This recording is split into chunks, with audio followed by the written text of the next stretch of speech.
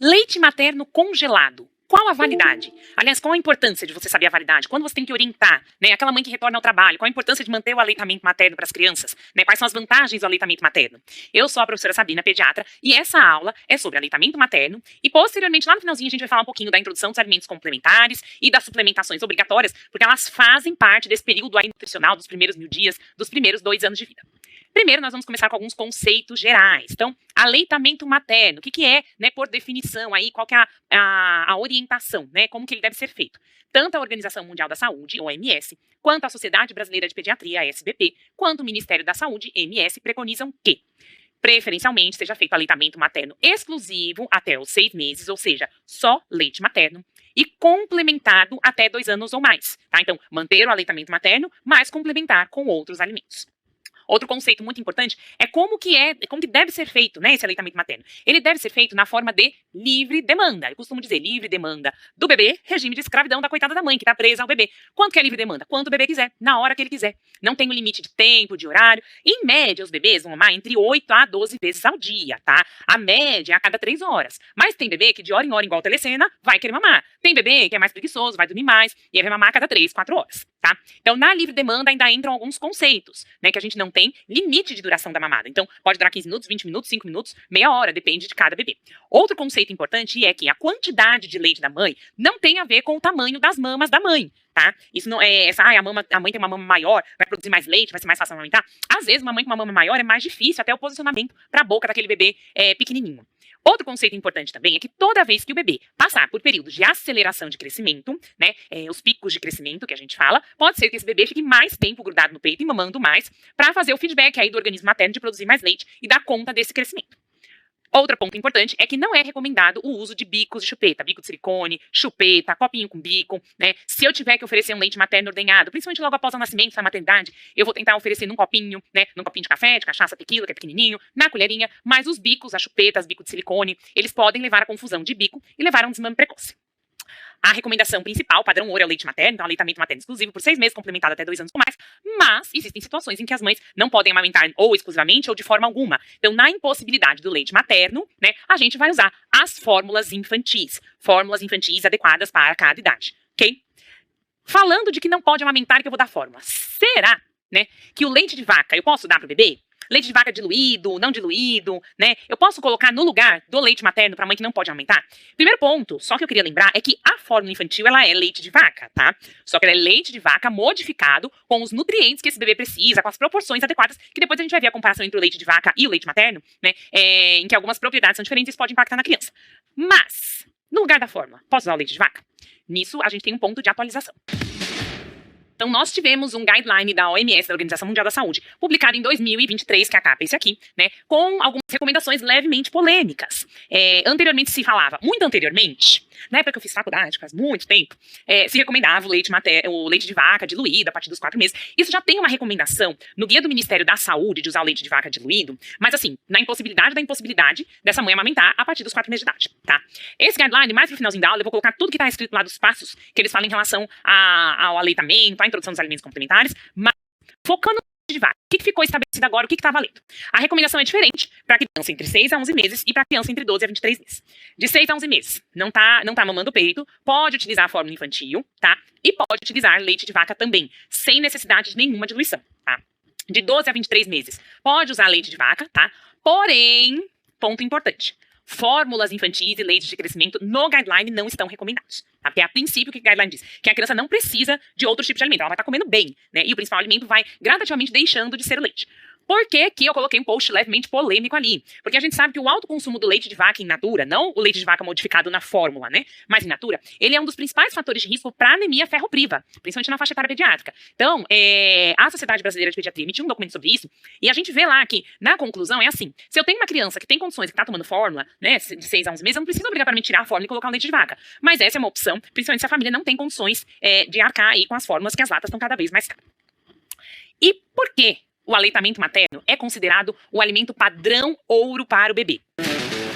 Embora as fórmulas infantis elas tentem se aproximar ao máximo desse padrão ouro que é o leite materno, elas não contêm os fatores de proteção.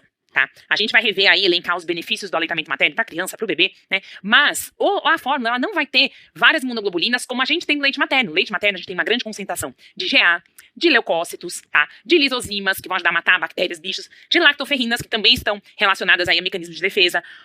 Um outro fator que algumas fórmulas mais caras têm, né, mas não são todas, são os lactobacilos, né, o fator bífido. Todos esses fatores vão passar no leite materno. Então, do intestino da mãe, se ela tem um intestino adequado, com lactobacilos, uma boa flora intestinal, que estão relacionados à imunidade, ela vai passar esses lactobacilos pro bebê. E o bebê vai ficar menos doente. Além disso, falando assim, esse é um leite genérico, vamos dizer, IgA, mas quantas imunoglobulinas esta mãe tem de doenças que ela já teve, de vacinas que ela já recebeu, que ela vai passar pelo leite materno para o seu bebê enquanto estiver amamentando. Então, os fatores de proteção são disparadamente a maior diferença das formas infantis de hoje em dia. E aí vamos elencar então as vantagens do aleitamento materno, né? Falei dos fatores de proteção. A gente tem vantagens que são específicas para a criança, para o bebê, como por exemplo, redução da mortalidade, se reduz a infecção, vai reduzir mortalidade, né?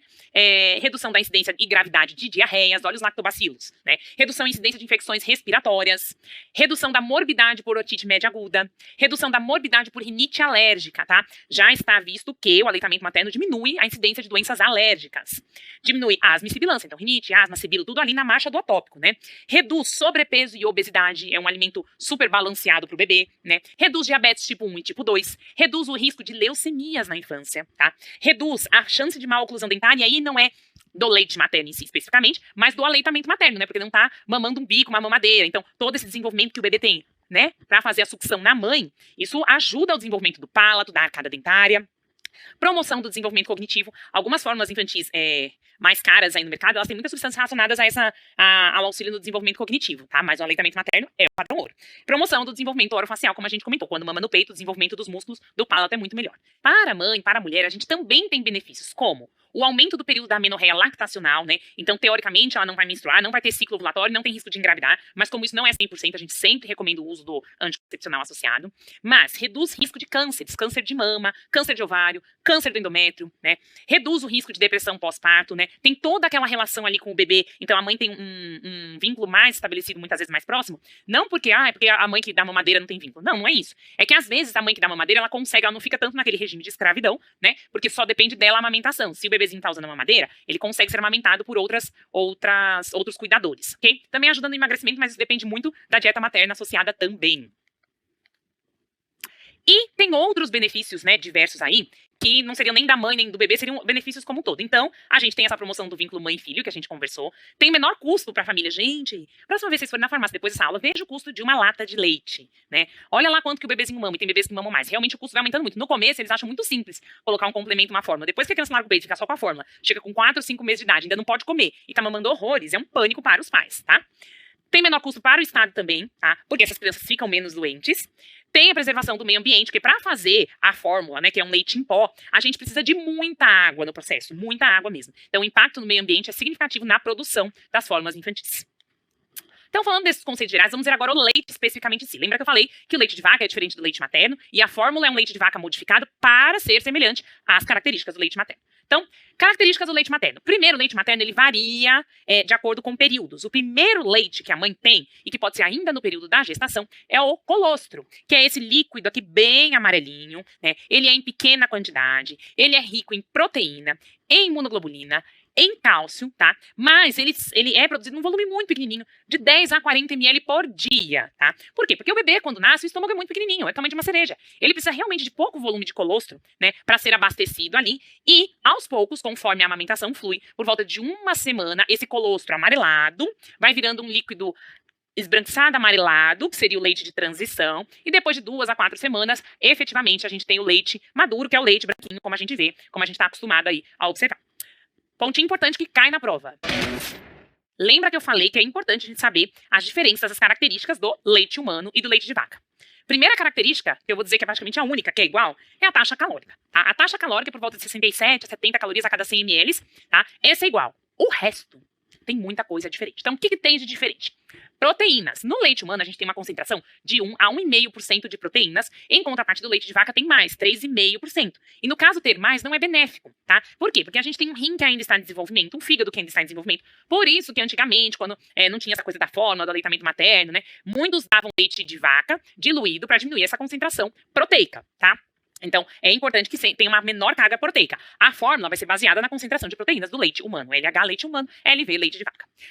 Só a concentração em si, né, zerada ali, é o importante? Não. Também a relação dos tipos de proteína. A caseína, né, que é um tipo de proteína, para a proteína total. Tá? A caseína é a proteína que daria o coalho ali, né, que faz aquele leite ficar mais grosso. Lembra da coalhada, do iogurte? No leite materno, a proporção aí de caseína para a proteína é 30% de caseína para 70% das proteínas totais daquela porção. E, em compensação, no leite de vaca é mais ou menos ao contrário. A gente tem bastante caseína, 82% de caseína, para 18% de proteína total. Por isso que eu costumo dizer que o leite materno é a dietinha fitness, né? A saladinha. Quando você come saladinha, logo você tá com fome, porque não fica cheio. E o leite de vaca é a feijoada. Sabe quando você come aquela feijoada e dá... Por isso tem gente que acha que o bebê vai dormir mais quando toma leite de vaca. É mentira, gente. Se não tiver problema com sono, não vai dormir com leite nenhum, tá? Mas o leite de vaca dá essa possibilidade de saciedade maior por causa da caseína, tá? Porque tem uma proporção muito maior invertida aí em relação à caseína. Outro ponto importante ainda dentro da proteína são os tipos de proteína específico, né, das espécies.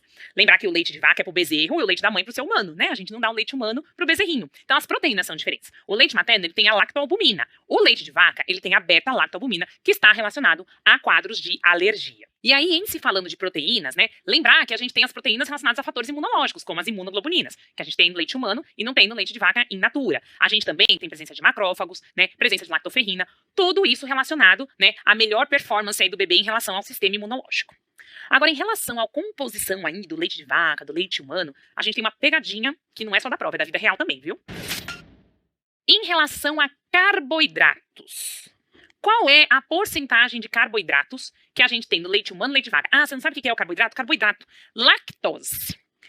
Já aconteceu, por que eu falei que a pegadinha da prova da vida real? De você se deparar com um caso, né, atendendo no ambulatório, ou mesmo nas questões de prova, um bebezinho estava em aleitamento materno exclusivo, a mãe voltou a trabalhar, este bebezinho começou a receber fórmula. Ele começou a evoluir com diarreia, com sangue nas fezes, com alergias no corpo. E aí, qual que é a hipótese? Intolerância à lactose ou alergia à proteína do leite de vaca? Lembra que eu falei anteriormente que as proteínas são espécie específica. A proteína do leite humano é para o bebê humano e da vaca é para o bezerro, tá? Então, o bebê que se expõe a uma fórmula infantil e tenha um processo alérgico, é muito mais provável que seja uma alergia à proteína de vaca. E por que não é intolerância à lactose? Porque o leite humano ele tem mais lactose que o leite de vaca. Então, o bebezinho que tem uma intolerância congênita à lactose, que é um quadro raro, ele vai ter manifestação desde o nascimento, quando ele está em aleitamento materno ainda. O APLV também pode existir no aleitamento, mas ele vai se desenvolvendo aos poucos, conforme o consumo materno de leite de vaca. Mas a lactose, o leite humano, ele tem cerca de 6,5% a 7%, em contrapartida do leite de vaca, 4,5%. Então, o bebê que toma fórmula infantil e desenvolve alguns sintomas, o diagnóstico mais provável é alergia à proteína do leite de vaca e não intolerância à lactose. Guarda isso para a prova e para a vida, ok? Outro ponto importante em relação ao aleitamento materno é a técnica da amamentação. Porque a técnica da amamentação vai impactar no sucesso dessa amamentação, na existência de menos problemas para isso, e a gente tem que saber os pontos para ajustar a técnica, né? Então, a técnica da amamentação, ela é composta ali da gente avaliar e saber, né? E indicar uma posição confortável para a mãe e para o bebê, tá? Porque se a posição está confortável e adequada para a mãe e para o bebê, esse bebê consegue fazer uma boa pega. Lembrar que a boa pega não é no bico do peito da mãe. O bebê tem que ficar com a boca bem aberta, tá? Porque os ductos lactíferos, né, onde vai estar o leite ali, que o bebê tem que pressionar, eles estão lá no final da areola e não no bico, tá? Então, a gengiva do bebê tem que ficar com o bocão abertão e não aqui no bico. E para saber a boa pega, tem os pontos fundamentais que caem na prova. Então, primeiro, o posicionamento. Lembra que eu falei, a mãe tem que estar bem posicionada. Tá vendo? Aqui tem uma almofada de amamentação para apoiar os braços, né? Aqui, ó, essa almofada deveria estar até um pouquinho mais para cima, ela tá um pouquinho mais elevada, né? Mas se eu posiciono adequadamente, eu tenho uma boa pega. Quais são os pontos-chave do posicionamento? Então, o rosto do bebê tem que estar de frente para a mama, né? Com o nariz na altura do mamilo. Muito simples. Você come com o seu prato de frente ou de lado? Muito mais fácil comer de frente. O bebê também tem que ficar de frente com o peito da mãe. O corpo do bebê tem que estar próximo ao corpo da mãe, né? E o bebê com a cabeça e o tronco bem alinhados, com um apoio, né? Bem ajustado, como aqui, por exemplo, uma almofada de amamentação. Estamos posicionados adequadamente, vamos colocar o bebê no peito, fazer a pega adequada. Quais são os pontos chaves? O que a gente tem que olhar aqui nessa pega para ela ser adequada? A gente tem que ter maior parte da areola visível acima da boca do bebê e a boca, ó, tem que estar bem aberta para pegar os ductos lactíferos, igual eu mostrei para vocês anteriormente. O lábio inferior tem que estar virado para fora, boca de peixinho, tá? E o queixo tem que estar bem próximo da mama. Por quê? Quando, pensa aqui numa mama, se eu deixar o queixo afastado, eu fico com o nariz na mama, fico com dificuldade de respirar e mamar. Quanto mais eu aproximo o queixo, mais eu afasto o nariz. Eu respiro melhor, ok? Esses são os pontos principais, mas existem posições diferentes que a mãe pode amamentar a criança. Ela não precisa estar sempre sentadinha, tá? Então aqui eu trouxe diversas fotinhos de posições que a mãe pode amamentar. Essa, por exemplo, que a gente fala de jogador de futebol americano, sabe? É muito boa para quando o bebezinho, quando são gêmeos, né, que a mãe consegue amamentar os dois ao mesmo tempo. A mãe pode amamentar deitada, né, porque a amamentação é exaustiva, é livre demanda, né? Ela pode amamentar sentada, com o bebezinho ali a cavaleiro. Esse a cavaleiro é bem interessante quando o bebê é muito pequenininho, baixo peso, preguiçoso. Meu primeiro filho, ele mamava bastante assim. Então a gente põe o bebezinho de frente pra gente e segura a cabecinha dele, e muitas vezes, se a mama é muito grande pra boquinha do bebê, pra cabeça do bebê, o posicionamento é um pouco melhor, tá? Deitadinho em cima da mãe, de lado. Então, só pra lembrar que a gente tem diversos posicionamentos. Não precisa ser necessariamente sentada ali na poltrona, mas, né, da forma que se ajuste melhor e que a posição garanta boa pega. Mas, se a gente não tem um posicionamento adequado, não tem uma pega adequada, aí esse bebê, judia da coitada da mãe, machuca. Olha aqui, ó, o bebê pegando só no bico do peito. Se pega só no bico do peito, vai machucar. Vai trazer uma série de dificuldades nessa amamentação e outros problemas. Então, se eu não tenho um posicionamento, uma pega adequada, eu posso, inicialmente, a primeira coisa que acontece é trazer uma dor e um trauma mamilar, né? E essa dor, esse trauma mamilar, vão estar relacionados aí, vice-versa, ao aparecimento de fissuras, bolhas, escoriações, equimoses, crostas. Lembrar que toda vez que tem uma queixa de que não tá, que tá doendo, né, que tá com fissura, tem que ser avaliada a posição e pega. Por isso que a gente tratou dos pontos chaves de posicionamento e pega do bebê. Se eu tenho uma mãe que se queixa de dor e trauma mamilar, a gente tá vendo? O que a gente pode orientar pra essa mãe? A gente pode orientar o banho de sol para manter essa areola, esse mamilo mais seco, porque ali a umidade da boca do bebê pode favorecer mesmo a demora na cicatrização, tá? A gente orienta a manter a amamentação, iniciando pela mama menos afetada, porque geralmente o bebê no início da mamada tá com mais voracidade, mais fome, né? E esvaziar um pouco as mamas antes da mamada. Por que esvaziar a mama? Porque a mama muito cheia pode ser uma justificativa para o bebê não estar fazendo a pega adequada. Imagina uma bexiga. Pega uma bexiga bem cheia e tenta morder ela. Pega uma bexiga meio murchinha e tenta morder ela. Quando se a bexiga estiver muito cheia, você não consegue morder, abocanhar direito. Agora, se a bexiga estiver meio murcha, você consegue abocanhar melhor, tá? Por isso, que se a mama tá muito engurgitada, a gente vai falar de engurgitamento, o ideal é esvaziar a mama antes das mamadas para fazer a pega adequada para evitar dor e trauma mamilar. E não fazer o uso de pomadas, tá? E não lavar com sabonetes, pra gente não tirar a proteção ali do mamilo. Existem algumas divergências, poderia ser aplicado lanolina, existe hoje em dia o uso da laser terapia, tá? Mas essas recomendações são as mais utilizadas pela Sociedade de Pediatria, e se a mãe tiver com muita dor e for necessário, pode ser prescrito algum analgésico. Lembrar que, apesar do dor do trauma mamilar, muito cuidado com o uso do bico de silicone. Lembra que eu falei lá no começo que a gente não recomenda o uso de bicos? Porque se o bebê começa a usar o bico de silicone no peito, ele corre o risco de desmame. A gente não resolve o problema, a gente só engana o problema. E aí o bebê vai pegar só no bico, não vai estimular aqueles ductos lactíferos e a produção de leite vai diminuir, ok? Outro probleminha relacionado à amamentação, a candidíase, a monilíase, o mesmo do sapinho da boca do bebê, pode dar no peito da mãe. E como que ela se queixa? Ela se queixa de prurido, que tá coçando, mas uma sensação fundamental, que às vezes na questão de prova cai só isso, é a fisgada. Candidíase dá sensação de queimadura, de ardor, de fisgada no peito. Então, tem fisgada, tem que pensar em candidíase, ok? Pode ser que os mamilos estejam normais, sem nenhuma alteração, tá? E ela só se queixa de fisgada, candidíase, fisgada. Mas a gente pode ter os mamilos de areola avermelhada, irritado, friável, com uma fina descamação, e é muito raro aparecer as placas esbranquiçadas, tá? Se a gente tem uma suspeita de candidíase, mesmo que a gente não tenha lesão visualmente no bebê, a gente tem que tratar o binômio, tem que tratar os dois, senão um fica infectando o outro. A nossa primeira opção vai ser o antifúngico tópico, nistatina, clotrimazol, miconazol, cetoconazol, uma semana ou mais a cada 3, 4 horas. Se não responder ao tratamento tópico, aí a gente pode usar um tratamento via oral para a mãe, tá? O fluconazol, por 14 a 18 dias, e este medicamento não contraindica a amamentação. Ela pode fazer esse tratamento e continuar amamentando, ok? Mamas muito cheias, engurgitamento mamário. A mama vai ficando cheia, cheia, cheia, cheia. Se não for esvaziada adequadamente essa mama, vai levar aquele leite empedrado. A gente sente, né? O leite duro ali, né, da mãe.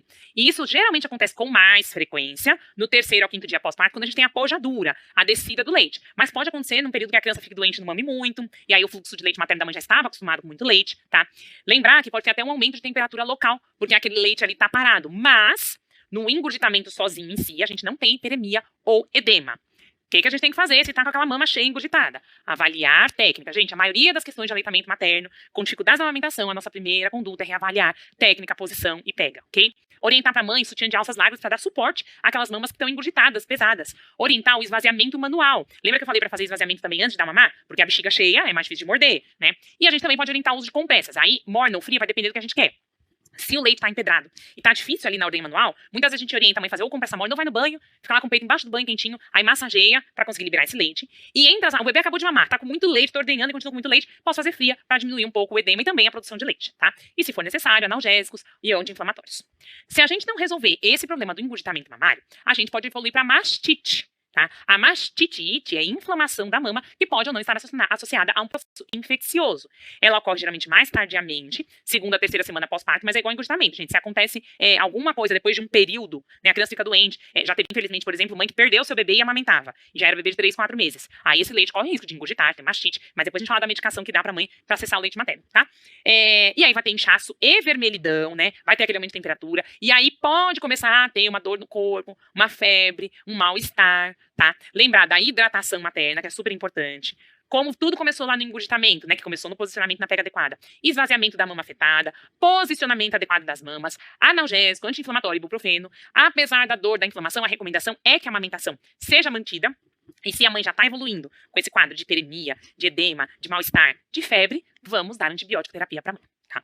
Um quadro muito semelhante à mastite, que também aí é efetivamente um quadro infeccioso, é um abscesso mamário, né? Então, às vezes eu tenho uma mastite ali que não foi tratada, não foi dada antibiótico terapia, e ali ela faz uma coleção, né? Uma coleção de pus, que é um abscesso mamário, vai tratar, como a gente falou, da mastite, só que a gente tem que drenar de forma cirúrgica este abscesso, ok? Mais um ponto da nossa aula que eu vou responder aquela pergunta do começo, sobre armazenamento do leite materno, né? Toda mãe que trabalha fora, a gente tem que orientar em relação ao armazenamento do leite materno, porque é isso que vai ajudar a manter, né, o aleitamento materno. A gente sabe que no Brasil as taxas de aleitamento materno até 6 meses são muito baixas. E muito disso se deve à licença maternidade, que vai só até 4 meses, tá? Ah, não é 6 meses? 6 meses é se a empresa que a mãe trabalha for empresa cidadã, empresa amiga, e aí permite isso, tá? Mas se não, a licença maternidade é 4 meses, ok? E aí o que a gente orienta pra mãe? Vou voltar a trabalhar, o que eu vou fazer? Mãe, tem que, quando tá com o bebê, continuar a livre demanda para sua produção continuar. Tem que ordenhar e estocar o leite. E quando esse leite for ofertado para o seu bebê, a gente vai oferecer o leite e outros alimentos na colher ou até no copinho também, tá? E no trabalho vai fazer o quê? Vai esvaziar as mamas a cada 2, 3 horas. Então, tem bombinhas manuais, tem bombinhas elétricas. Eu fiz muito isso aqui, né? Tem alguns sutiãs que você coloca os dois lados assim da bombinha elétrica. E aí, na época, eu trabalhava no posto de saúde, eu fechava a porta lá no intervalinho e ia fazendo papeladas e a bomba aqui de leite materno tirando. Hoje em dia tem umas bombas bem modernas que você coloca só dentro do sutiã. Elas mesmas são um mecanismo, sem esses fios aqui, esses estardalhaços todo, tá? Mas, a pergunta que eu te fiz no começo da aula cai na prova. Então, a conservação do leite humano ordenhado. O que a gente tem que orientar para a mãe? Pode deixar o leite conservando lá em temperatura ambiente? Não. Temperatura ambiente não é recomendável. Isso para qualquer tipo de alimento, né, gente? Quando está em temperatura ambiente, está entrando em degradação. Na geladeira, a gente pode conservar até 12 horas na temperatura máxima de 5 graus Celsius. E no congelador, 15 dias na temperatura máxima de menos 3 graus Celsius. Ah, professora, mas eu vi em tal lugar que pode conservar 3 meses, 4 meses, 6 meses. No Brasil, a recomendação para o nosso país de clima tropical é essa conservação, ok? E aí só tem uma diferença quando é o leite que vai pro banco de leite, né? Quando eu amamentei e doei leite na época, quando a gente doa pro banco de leite, eles fazem o processo de pasteurização e no banco de leite, esse leite tem validade por 6 meses e ele é conservado congelado a menos 10 graus Celsius ou menos, ok? Falamos de vários conceitos gerais, conservação, técnica de amamentação. Agora a gente tem que entender algumas situações em que o aleitamento materno é totalmente contraindicado, que a contraindicação é relativa, né? Se realmente está liberado relacionado a algumas doenças, e é isso que a gente vai discutir agora. Então, quando a gente fala em contraindicação, amamentação, a gente sempre, muitas vezes a gente pensa, né, na mãe, né? Ah, a mãe tá tomando remédio, não pode amamentar. A mãe tá com tal doença, não pode amamentar. Mas eu queria lembrar 3 contraindicações, tá? Do aleitamento materno relativa à criança, tá? A criança tem determinadas doenças, né? Que impedem o aleitamento materno. Então, essas 3 que você tem que lembrar. Galactosemia, síndrome do xarope de bordo e fenilcetonúria. Todas as substâncias relacionadas a essas doenças estão presentes no leite materno e essas crianças não devem ser amamentadas e devem receber fórmulas infantis, ok? Não é a fórmula infantil comum, tá? A fórmula infantil específica para cada patologia. Agora, relativo à mãe, né? A gente tem doenças maternas graves, pré-eclâmpsia, a mãe está internada em UTI, doenças mentais, até pelo risco dessa mãe, uma mãe deprimida. Eu, há muitos anos, logo no início que eu comecei a atender consultório, eu lembro que eu atendi uma mãe que ela já tinha parado de amamentar, mas ela falou que na época que ela amamentava, ela queria matar o bebê, que ela não suportava. Então, doenças mentais, depressão, né? Baby blues é muito importante. Infecção pelo HIV e infecção pelo HTLV. Essas são doenças que, obrigatoriamente, né, são situações que obrigatoriamente estão contraindicadas ao aleitamento materno. Agora, tem algumas doenças maternas que, a depender das condições, o aleitamento materno está liberado ou está contraindicado. Então, vamos ver cada uma dessas doenças. Tuberculose, está liberado, não está liberado? A resposta é depende, tá? Lactantes abacilíferas ou que já iniciaram o tratamento há mais de 2 semanas antes do parto, ok, pode amamentar, tá tudo tranquilo. Agora, Se eu tenho uma lactante que está com suspeita de tuberculose, ela tem sinal, sintoma, exame radiológico consistente com doença tuberculosa ativa, e ela ainda não tem o diagnóstico, eu tenho que suspender essa amamentação até que seja feito o diagnóstico e que a mãe inicie a terapia para a tuberculose. E aí o detalhe, nas primeiras 2 semanas do tratamento, ela pode amamentar, mas com uso de máscara. E lembra que a gente falou anteriormente, se está no tratamento há mais de 2 semanas, pode amamentar tranquilamente. Agora, se a mãe for portadora de tuberculose multidroga resistente, a amamentação está contraindicada até que a mãe seja considerada a bacilífera, ok? Mas ainda tem um outro detalhe, a gente pode ter mastite tuberculosa, tá? Mastite tuberculosa, a princípio mastite, lembra que eu falei lá, mastite pode amamentar, tá? Mas se for mastite tuberculosa, também há contraindicação da amamentação até a mãe ser considerada a bacilífera. Em relação a um bebê que convive, né, que é filho de uma mãe, né, que está com tuberculose, tem um ponto importante que eu preciso recordar com vocês. O recém-nascido que é coabitante de um caso índice bacilífero, e aqui a gente está falando da mãe aleitamento materno, mas pode ser o pai, o avô que mora na casa da criança e que tem tuberculose, a princípio essa criança não pode receber a vacina BCG, tá, ao nascimento, que é uma das vacinas administradas ao nascimento, e vai iniciar a quimioprofilaxia QP, quimioprofilaxia primária, com H-isoniazida ou R-rifampicina. Vai receber essa quimioprofilaxia por 3 meses e vai fazer a PT, a prova tuberculínica. Se eu tiver uma prova tuberculínica maior ou igual a 5 milímetros, isso quer dizer o quê? Que esse bebê pegou tuberculose, que a minha quimioprofilaxia não foi efetiva. Então eu tenho que manter o tratamento por mais 3 meses com isoniazida ou por mais 1 mês com rifampicina e não vacinar com a BCG. Porque esse bebê pegou a doença, eu tenho que terminar o tratamento e ele não precisa mais da vacina. Ele foi imunizado pela própria doença. Agora, se essa prova tuberculínica é menor do que 5, isso quer dizer o quê? A minha quimioprofilaxia foi efetiva. E agora, como ele não tem mais risco, né, eu suspendo essa quimioprofilaxia e ele não pegou tuberculose, então ele tem que ter a proteção. Então agora eu dou a vacina para BCG para ele, ok? Voltando às doenças maternas, hepatites. Pode amamentar, não pode amamentar? A resposta é depende. Depende da hepatite, depende da condição, né? Mas a maioria pode. Então, hepatite A, liberado, tá? Só tem um pequeno detalhe na diretriz da Sociedade Brasileira de Pediatria, que se a mãe, né, no parto, estiver com hepatite A com quadro agudo, deve ser administrada imunoglobulina para o recém-nascido, tá? Se o bebê nasceu e a mãe está com hepatite A quadro agudo, né, que é raro a gente fazer esse diagnóstico, deve ser administrada imunoglobulina para recém-nascido. Hepatite B. Pode ou não pode? Pode, mas tem condição. O bebê tem que realizar a imunoprofilaxia. Só pode se o bebê realizar a imunoprofilaxia. Qual que é a imunoprofilaxia? Então, primeira dose da vacina contra hepatite B, tá? As 2 vacinas administradas ao nascimento, até as primeiras 12 horas de vida, BCG e hepatite B, preferencialmente, e imunoglobulina específica contra hepatite B. Essa profilaxia tem que ser feita na sala de parto ou dentro das primeiras 12 horas de vida da criança, tá? Pode ser feito concomitante em locais diferentes. Eu não posso fazer no mesmo músculo, senão a vacina e a imunoglobulina vão reagir ali, ok? E a hepatite C? A hepatite C, os estudos não mostram que efetivamente o vírus da hepatite C passa pelo leite materno, tá? E aí a recomendação é que as mães com hepatite C devem ser encorajadas a amamentar, né? Exceto se tiver lesão com sangramento. Se tiver sangue, vai passar vírus da hepatite C. E aí eu trouxe uma frase do documento da SBP que é possível a transmissão do VHC pelo leite, embora não haja documentação, e por isso este deve ser uma decisão entre médico e mãe, orientando os riscos. Então, o que eu quero falar disso aqui que já caiu em várias questões?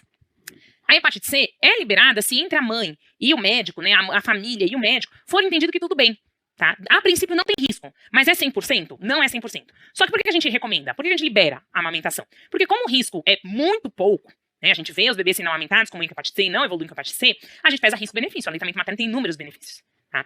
Então isso deve ser uma decisão em conjunto, ok?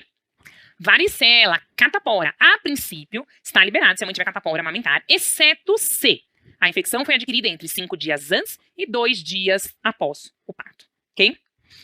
Outro ponto que cai na prova.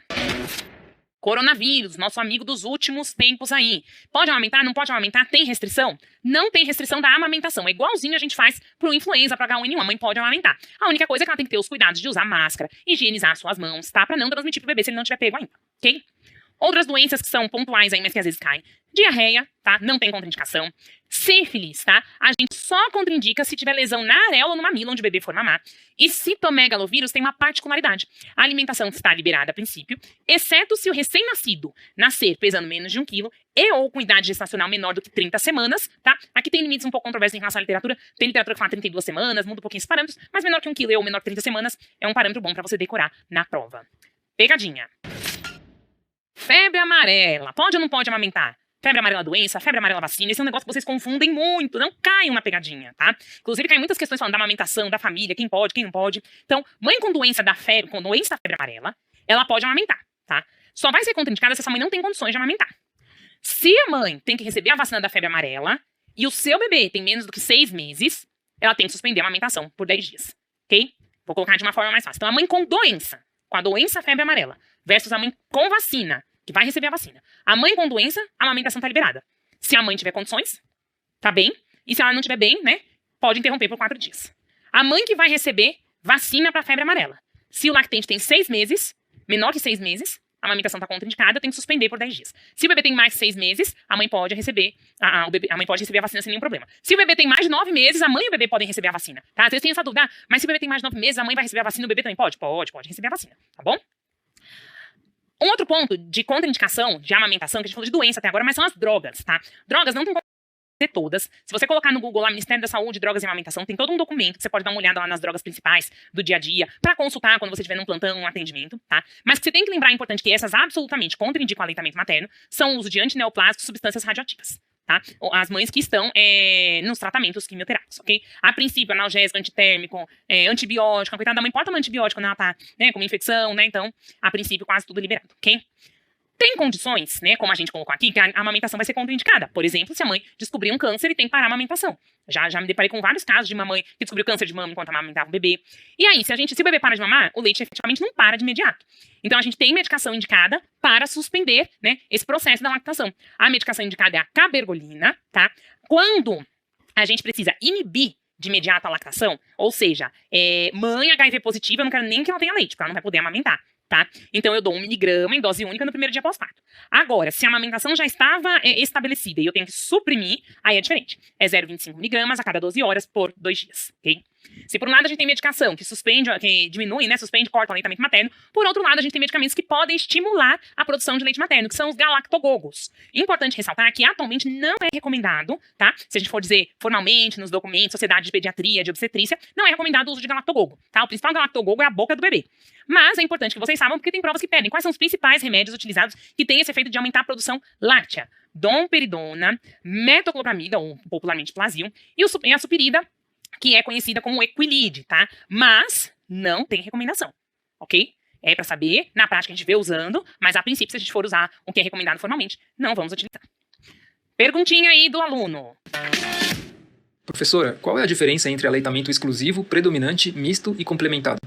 Professora, qual é a diferença entre aleitamento materno exclusivo, predominante, misto e complementado? Né? Você falou tanto de aleitamento materno, mas eu não sei. Às vezes você fala, bebê está em aleitamento materno predominante, bebê está em aleitamento materno misto. Então, bora desmistificar agora o amamentez, né? Então, a gente tem os termos aleitamento materno exclusivo, complementado, misto ou parcial e predominante. Quando que é exclusivo? Quando o bebê mama só leite, tá? Só leite humano, sem outros líquidos, sem outros sólidos, tá? E lembrar, por exemplo, uma das vitaminas que a gente vai discutir daqui a pouco, né, que faz parte da profilaxia aí, recomendada, é a vitamina D, né? O bebê toma vitamina D, então toma vitamina D e leite não é aleitamento materno exclusivo? Não, é sim, tá? Exceto medicamentos. Medicamentos não entram nisso aqui, ok? Se tá se alimentando só de leite humano, se a mãe vai pro trabalho, ordenha leite humano, ele é ofertado na ausência dela, e em casa ela só amamenta, é só leite humano, é aleitamento materno exclusivo. O complementado é quando a gente tá com leite materno e outros alimentos sólidos ou semissólidos, né, pra complementar o leite. Ok? Que é o que acontece quando a criança faz 6 meses. É o aleitamento materno complementado. Continua mamando e começa a comer. Aleitamento materno misto ou parcial é o leite materno, tá? Associado a outros tipos de leite. Então, por exemplo, o bebê que mama e complementa com fórmula. Aleitamento materno misto. E aleitamento materno predominante é leite materno e outros líquidos. O chazinho da vovó, tá? Água, bebidas à base de chazinho, né? Suco de frutas, mas não outro leite. Tá? Então é assim, o bebezinho que mama só peito e a avó quer dar o chazinho pra cólica, quer dar o chazinho pra dormir, ok? Temos aleitamento materno exclusivo até 6 meses, né, e complementado até 2 anos ou mais. Então vamos falar dos alimentos complementares, da introdução alimentar da criança. A introdução alimentar é recomendada quando a criança tem 6 meses e está pronta para comer. Tem sinais de prontidão. Quais são os sinais que a criança está pronta para comer? Essa criança tem que ter um desaparecimento do reflexo de produção de língua. Vocês podem ver que muitos bebês ficam fazendo assim, ó. Tá? E aí, se você for começar a alimentação e esse bebê fica empurrando a colher com a língua, provavelmente ele ainda não teve o desaparecimento desse reflexo. Ele tem que ter movimentos involuntários independentes da língua e dos lábios, porque ele vai desenvolver a mastigação. Controlar a cabeça e o pescoço e sustentar o tronco. Ele tem que estar sentando razoavelmente, pelo menos com apoio, tá? Tem que começar a ter um padrão primitivo da mastigação, né? E é também escolhida essa idade, porque nessa idade, né, o organismo está pronto também. Tem melhora da capacidade funcional, do trato gastrointestinal e do funcionamento renal. ok? Pegadinha. É muito comum, né, dizer assim, tem que dar a comida porque o leite materno tá fraco. Gente, leite materno, ele mantém as suas propriedades. Então, se a gente olhar aqui no gráfico, o douradinho é a energia do leite materno fornecida para o bebê lá de 0 meses até aqui 23 meses. E esse cinza é a lacuna de energia. Então, o que acontece nos 6 meses? O leite materno, ele vai mantendo a energia fornecida. O que acontece é que o bebê fica mais espertinho. O bebê começa a engatinhar, se arrastar, rolar, vai andar. Então, ele tem uma lacuna de energia maior. Então, por isso que ele precisa de mais alimentos. Mas o leite materno não muda suas propriedades, não fica mais fraco. Lembrar que na recomendação da introdução alimentar, desde a primeira refeição, a princípio, deve ser fornecido todos os grupos alimentares, como todos nós deveríamos comer. Então, o grupo de legumes e verduras, cereais do tubérculo, arroz, batata, macarrão, leguminosas, feijão, lentilha, grão de bico, proteínas, carne, ovo, peixe, tá? E a gente pode usar um fiozinho de azeite na comida e as frutas também serão fornecidas. O que a gente orienta aí? Que o óleo pode usar preferencialmente azeite no preparo, que o sal não deve ser usado, tá, até 1 ano de idade, que o açúcar não deve ser usado até os 2 anos de idade. O mel, gente, é um tipo de açúcar. Então, a princípio seria 2 anos, tá? Mas pelo risco, qual que é o problema do mel? O mel tem um risco de contaminação e levar ao botulismo. Então, que ele efetivamente é contraindicado é para o menor de 1 ano de idade. E, muito importante, criança não tem que tomar café, né? Para que estimular mais a criança que já é agitada e cheia de energia, ok? Outra coisa a ser recomendada é a higienização das hortaliças, frutas e legumes. Como que ela pode ser feita? Ela pode ser feita por molho em 10 minutos, com hipoclorito de sódio a 2,5%. Como que a mãe faz isso? 1 litro de água para 20 gotas de hipoclorito. Ou também pode fazer um molho no bicarbonato de sódio. 1 litro de água para 1 colher de sopa de bicarbonato de sódio. Higienizou, sabe que vai começar. Como que ela vai oferecer este alimento? Como que é a consistência? Né? Como que as avós antigamente diziam? Bate tudo no liquidificador e passa na peneira para a criança não engasgar. É dessa forma? A gente tem que dar uma alimentação grossa, espessa, amassada no garfo, tá? E cada vez menos amassada, progredindo até a consistência da família por volta de 1 ano de idade. E aí, como que eu oriento os pais? O que a gente vai começar? A criança tem 6 meses, o que eu começo a dar para a criança? Então, até os 6 meses, ela toma leite materno exclusivo. Depois de 6 a 24 meses, leite materno complementado, né? E aí, como será essa complementação? No 6º mês, eu posso começar tanto as frutas, amassadas ou raspadinhas, quanto uma primeira papa principal. A gente não chama mais de papa salgada, porque a gente não usa sal, tá? A papa principal, que é o almoço ou jantar, a depender aí da rotina da família. No mês seguinte, a gente põe a outra papa principal. Então, se eu tinha colocado almoço, eu vou pôr jantar agora. Se eu tinha colocado jantar, eu vou colocar almoço. Ok? E aí a gente vai progredindo, né, para alimentação da família, com ajuste de consistência, até que nos 12 meses essa criança é para estar comendo a comida da família, parênteses, né, a comida da família adequada, né, não é para ficar comendo linguiça e batata frita. Ponto importante. E o suco? Será que eu posso tomar um copinho de suco? Olha como ela tá feliz tomando um copinho de suco. E o suquinho de laranja lima? Onde entra? Com 4 meses, com 6 meses? Gente, suco só a partir de 1 ano de idade, tá? A criança tem que aprender a comer a fruta. E o suco, ele concentra mais açúcar da própria fruta do que quando a gente come, né? É muito raro alguém comer 3 laranjas de uma vez. Só que pra fazer um copo de suco de laranja de 250 ml, são 3 laranjas. Então tem muita frutose. Então, por isso, o consumo de suco deve ser limitado. Porque esse consumo aumentado do açúcar da própria fruta pode estar relacionado à obesidade, à diabetes. E aí, quais são os limites diários que a gente vai colocar de suco? Então, a criança pode tomar de 1 a 3 anos, 120 ml por dia de suco, de 4 a 6, 175 ml, e dos 7 aos 18 anos, e até hoje em dia a gente deveria tomar, no máximo, um copinho de suco por dia. Quem faz dieta sabe que não pode ficar tomando suco. E lembrar que isto aqui, essa quantidade, já está dentro das porções diárias, de 2, 2,5 a 3 porções de frutas por dia.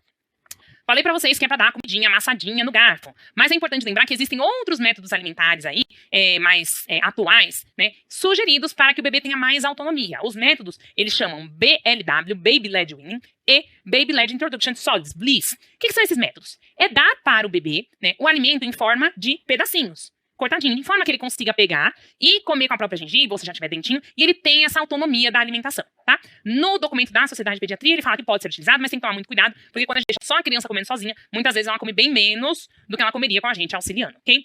Existe uma forma chamada método participativo, que é misturar essa história do bebê pegar com amassadinho. Por exemplo, eu sugiro muito para os pais para começar com banana. Corta metade da banana para o bebê pegar na mão e a outra metade amassada, porque aí você tem o estímulo das duas formas. Agora, momento atualização, update. Lembra que eu falei lá no início da aula, né, que a gente ia falar de uma recomendação nova da Organização Mundial da Saúde. Então, a gente teve um documento da SBP em relação àquele documento da capa verdinha da OMS, e o que tem lá descrito, traduzindo e resumindo, né, a recomendação da OMS em relação a aleitamento materno e alimentação complementar. E aqui eu vou colocar exatamente como está, porque pode cair na prova escrito deste jeito. Então, primeira recomendação, aleitamento materno deve acontecer por 2 anos ou mais. Segunda, para lactentes e crianças não amamentados, lactentes não amamentados entre 6 a 11 meses, a gente vai dar fórmula infantil, à base de leite de vaca, e leite de vaca não modificado. Tá? Uma das opções, eu já coloquei isso na aula. Se for de 12 a 23 meses, leite de vaca é o preferencial. Não está recomendado o uso de fórmula infantil, leite de crescimento. A introdução dos alimentos complementares pode ser iniciada por volta dos 6 meses, 180 dias, enquanto continuam sendo amamentados, e os lactentes devem consumir uma dieta diversificada com inclusão de vários grupos de alimentos desde o início. Janela de oportunidade, janela imunológica. Lá entre 6 a 8 meses de idade, os estudos mostram que se a gente introduzir alimentos com potencial alergênico, por exemplo, amendoim, uma parte de amendoim, a chance dessa criança depois desenvolver alergia é bem menor, ok? Consumo de alimentos não saudáveis devem ser evitados. Em alguns contextos de maior vulnerabilidade, os suplementos nutricionais, medicamentosos e fortificação de alimentos pode ser benéfico para a oferta de micronutrientes, tá? Mas não é para ficar dando suplemento para a criança se ela não tem uma vulnerabilidade.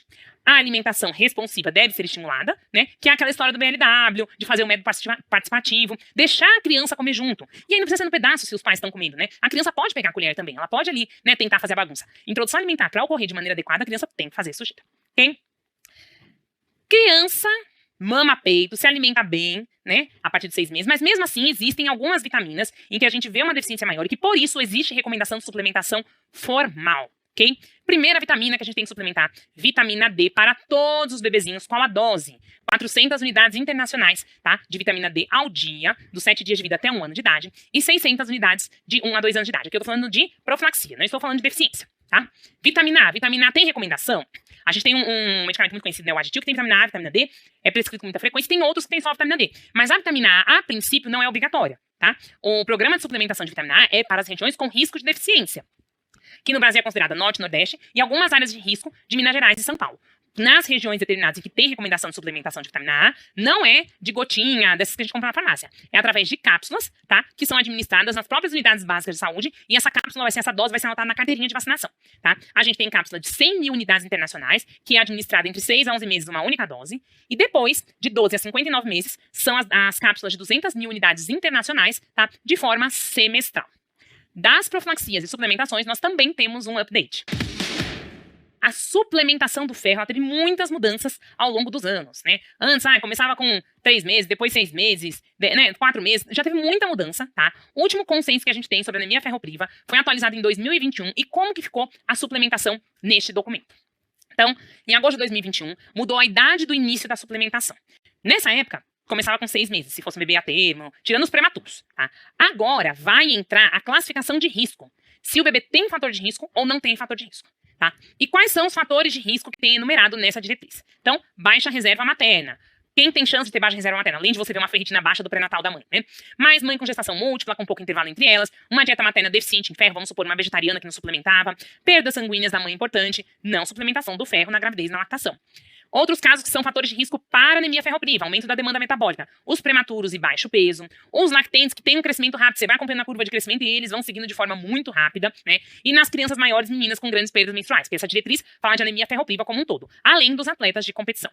Situações de diminuição do fornecimento. No caso do bebezinho, clampeamento do cordão umbilical antes de 1 minuto de vida. Hoje em dia, quando o bebê nasce bem, a gente espera para clampear esse cordão umbilical para que sejam melhorados os índices hematimétricos desse bebê, que vai ter uma anemia fisiológica entre 3 a 6 meses de idade, ok?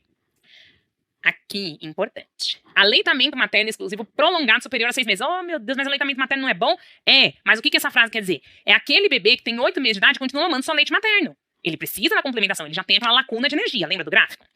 Alimentação complementar com alimentos pobres em ferro ou de baixa biodisponibilidade e consumo do leite de vaca antes de 1 ano de vida. Por isso a polêmica da recomendação da OMS. Tá? Além disso, consumo de fórmula infantil com baixo teor de ferro ou quantidade insuficiente. Geralmente as fórmulas infantis são feitas de forma adequada. Quando isso pode acontecer? Diluição errada. Né? Para economizar, dilui mais a fórmula do que deveria.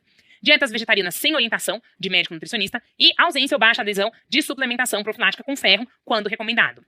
Perdas sanguíneas, né? Traumática ou cirúrgica, por exemplo, um bebezinho que teve alguma intercorrência aí pós-parto, hemorragias gastrointestinais, hemorragias ginecológicas e aí, né, de qualquer idade, hemorragias urológicas, hemorragias pulmonares e discrasias sanguíneas, tá? Um outro ponto que eles colocam como fator de risco é a doença em si, malária, que a gente também tem uma perda significativa.